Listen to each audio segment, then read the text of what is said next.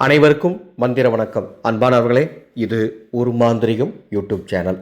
இந்த ஆடியோ பதிவில் ஜூன் 24 முதல் ஜூன் 30 வரை 2024ஆம் வருடத்தில் ஜூன் 24 முதல் ஜூன் 30 வரை இருக்கக்கூடிய காலகட்டத்தில் அதிர்ஷ்டமும் பண மழையும் பொழிய போகும் 5 ராசிகளை உங்களுக்கு சொல்ல போகிறேன். இந்த ஆடியோ பதிவு இந்த 5 ராசிக்காரர்கள் மிக விழிப்புடன் இருக்க வேண்டும் என்பதற்காக ஜூன் 24 முதல் ஜூன் 30 வரையிலான காலத்தில் மிதுன ராசியில் சூரியன், சுக்கிரன், புதன் என 3 கிரகங்களின் சேர்க்கை நடைபெறுகின்றது. அதோடு ஜூன் 29ஆம் தேதி புதன் பகவான் கடக ராசிக்கு பெயர்ச்சியாவதை முன்னிட்டு இந்த காலகட்டத்தில் பல யோகங்களை 5 ராசிக்காரர்கள் பெற போகிறாங்க.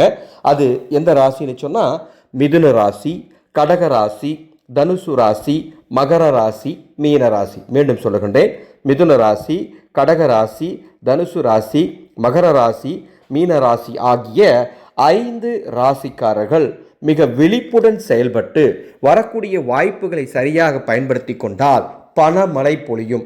பணமழை பொழியும், அதிர்ஷ்டம் ஏற்படும் அப்படின்ட்டு நாம் சும்மா இருந்தோம்னா எதுவும் நடக்காது. அன்பானவர்களே, இதை சரியாக நீங்கள் பயன்படுத்தி கொள்ள வேண்டும். அதுதான் ரொம்ப முக்கியம்.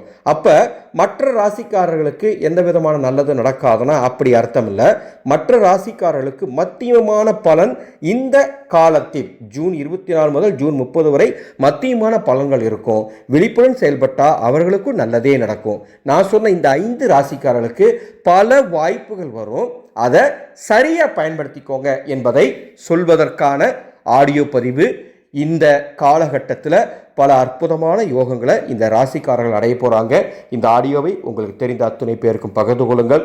மாந்திரிக கலை மிக புனிதமான ஒரு கலை. இந்த மாந்திரிக கலையை பயன்படுத்தி நல்லது செய்கிறாங்க.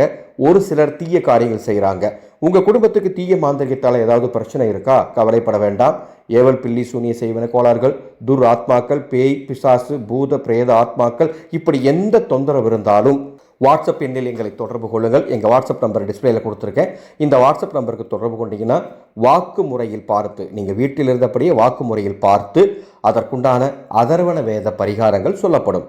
மீண்டும் அடுத்த ஒரு பதிவில் சந்திக்கிறேன். மாக்காளியே நமக.